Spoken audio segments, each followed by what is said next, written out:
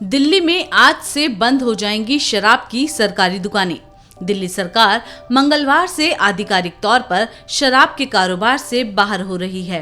मंगलवार की रात से ये दुकानें बंद हो जाएंगी, यानी करीब 600 ठेके मंगलवार रात से बंद हो जाएंगे।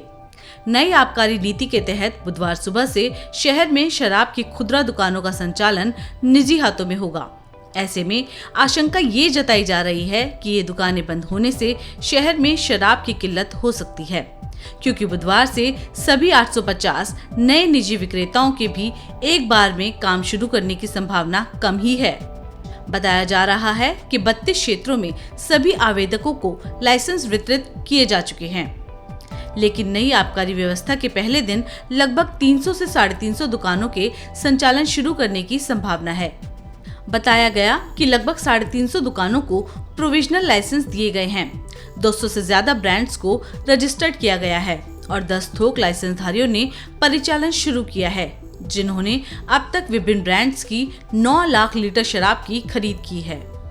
आपको बता दें कि दिल्ली सरकार की नई आबकारी नीति के तहत निजी तौर पर चलने वाली 260 ऑड आउटलेट समेत सभी 850 शराब की दुकानें ओपन टेंडर के जरिए प्राइवेट फर्म्स को दी गई हैं। आपको बता दें कि दिल्ली में 1 अक्टूबर से शराब की सभी प्राइवेट दुकानों को 45 दिनों के लिए बंद किया गया था। नई आबकारी नीति के तहत दिल्ली को 32 जोन में बांटकर लाइसेंस आवंटन की प्रक्रिया पूरी की गई है। अब दिल्ली में 17 नवंबर यानी बुधवार से नई आबकारी नीति के तहत दुकानें खोली जाएंगी। बताया जा रहा है कि नई आबकारी नीति के तहत दिल्ली में शराब की दुकानें अब जेल जैसी नहीं होंगी, वहां भीड़ भी नहीं लगेगी।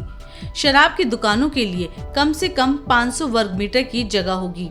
यही नहीं, शराब की बिक्री का काउंटर सड़क की तरफ नहीं होगा, दुकान के अंदर ही ये काउंटर होगा। इससे लोगों को जाल के अंदर हाथ डालकर शराब नहीं खरीदनी पड़ेगी। कोई भी व्यक्ति दुकान के अंदर जाकर खुद शराब लेकर आ सकता है। सीसीटीवी से निगरानी की जाएगी। ये भी सुनिश्चित करना होगा कि दुकान पर भीड़ न लगे। दिल्ली में एयरपोर्ट जोन में 24 घंटे दुकानें खुली रहेंगी। इसके अलावा सुबह 10 बजे से रात 10 बजे तक ये शराब की दुकानें खोली जाएंगी। इसी के साथ दिल्ली में सुपर प्रीमियम शराब की दुकानें भी होंगी। दरअसल दिल्ली सरकार का मानना है कि नई आबकारी नीति से सरकार को हर साल 3200 करोड़ रुपए का अतिरिक्त राजस्व मिलेगा। वर्तमान में नई आबकारी नीति के तहत लाइसेंस आवंटन से ही सरकार को 8900 करोड़ रुपए का राजस्व मिला है। दस्तावेजों के मुताबिक ये राजस्व सरकार के मुताबिक 26.7% ज्यादा है। इसी के साथ नए ब्रांड की मंजूरी और अन्य एक्साइज ड्यूटी से भी सरकार को राजस्व मिलेगा। इस तरह कुल 10,000 करोड़ का राजस्व मिलने का अनुमान है।